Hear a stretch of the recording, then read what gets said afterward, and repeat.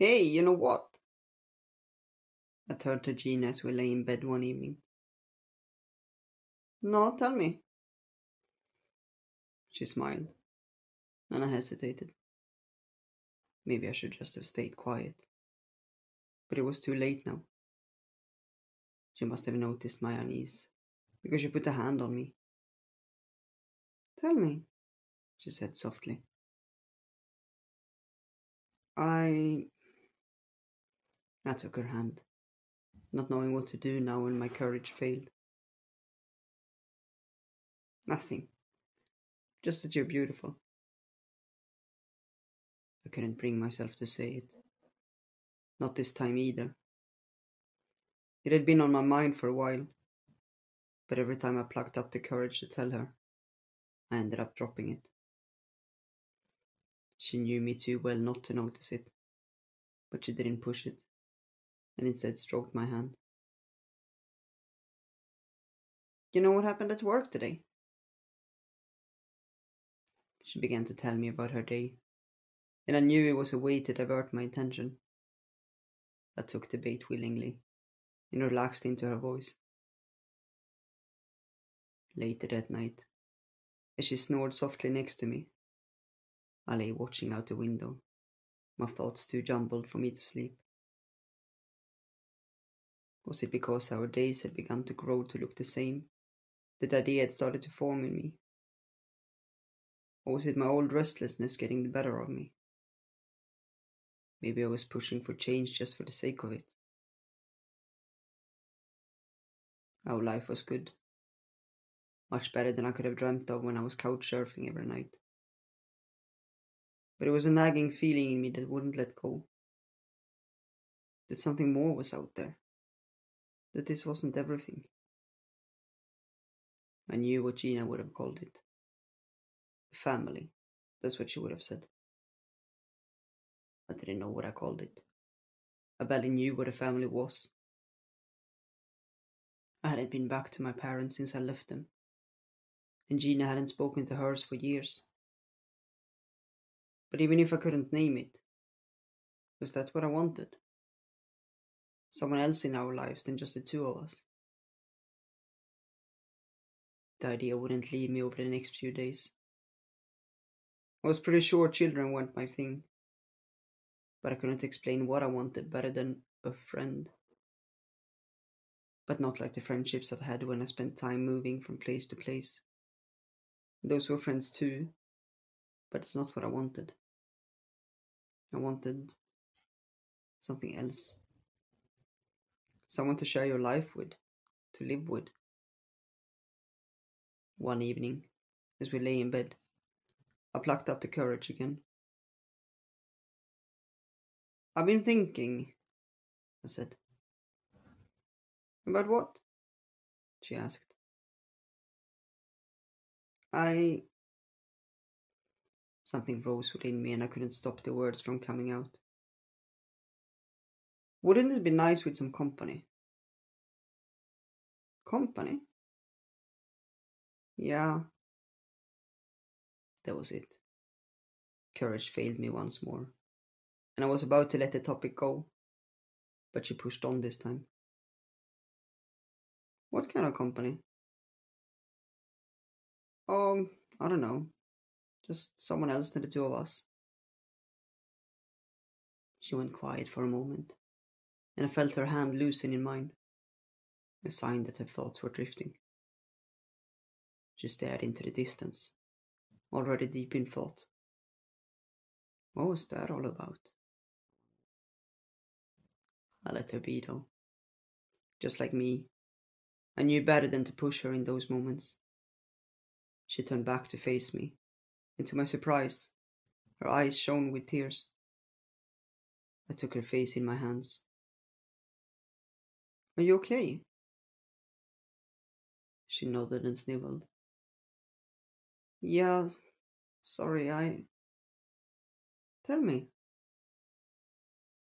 I've been thinking the same. My surprise must have shown on my face, because she giggled.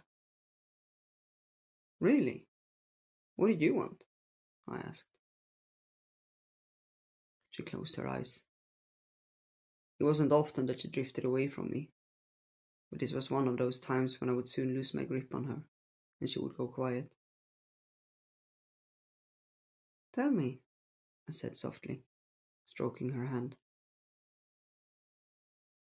A daughter, she whispered.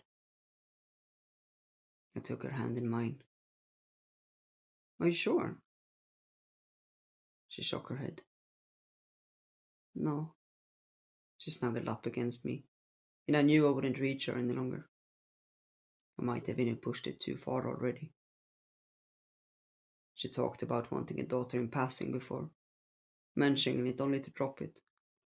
And together with what I knew about her family, I pieced together the rest. I guess she wanted what she'd never had. And maybe I was the same. I think she was as afraid of the idea as I was.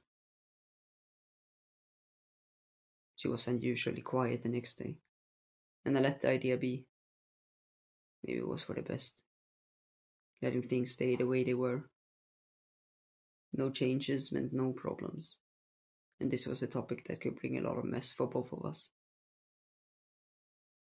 But she hadn't forgotten. And one evening, some days after, she said, "What kind of company would you like?"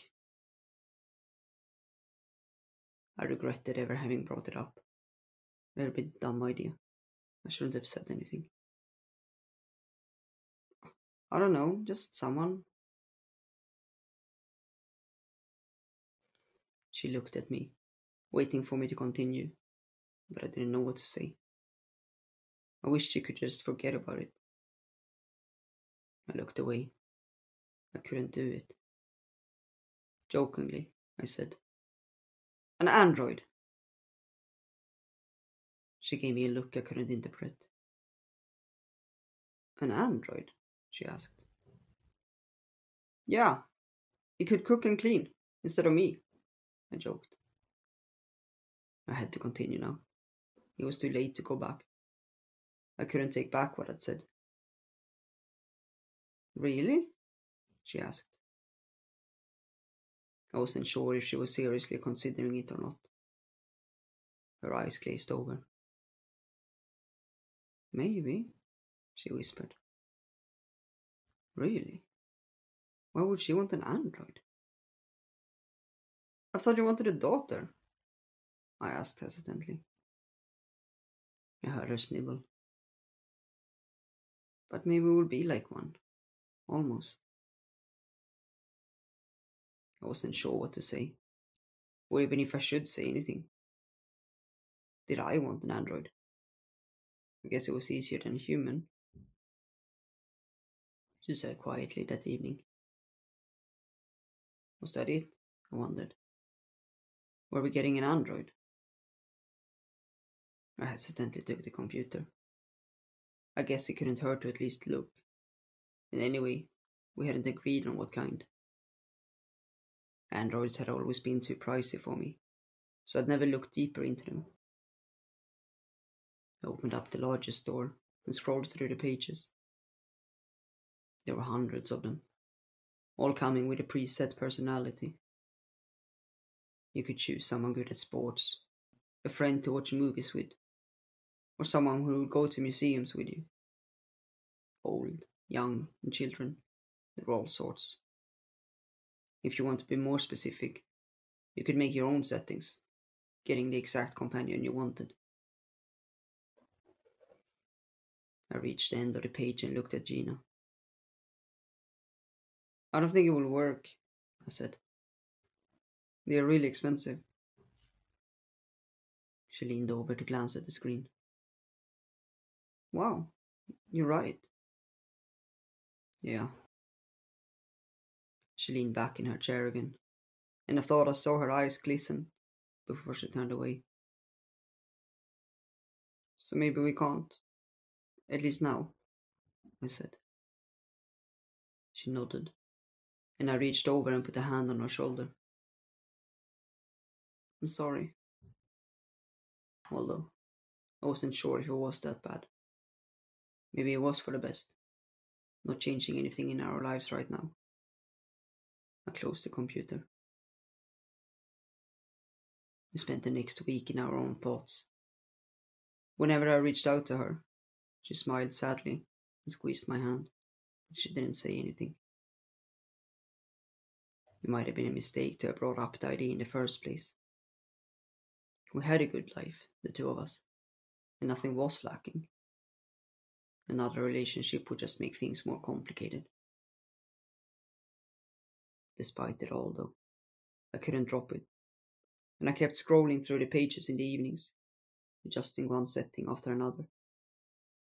Man, why were the brown eyes so much more expensive than the blue? I changed the hair color to green. The price dropped slightly.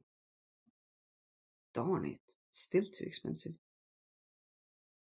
I stared at the screen for a moment. What the heck? I changed every setting to any and clicked search. Only the price appeared. I figured Android would be a surprise when it arrived. But shoot, we would be able to afford it.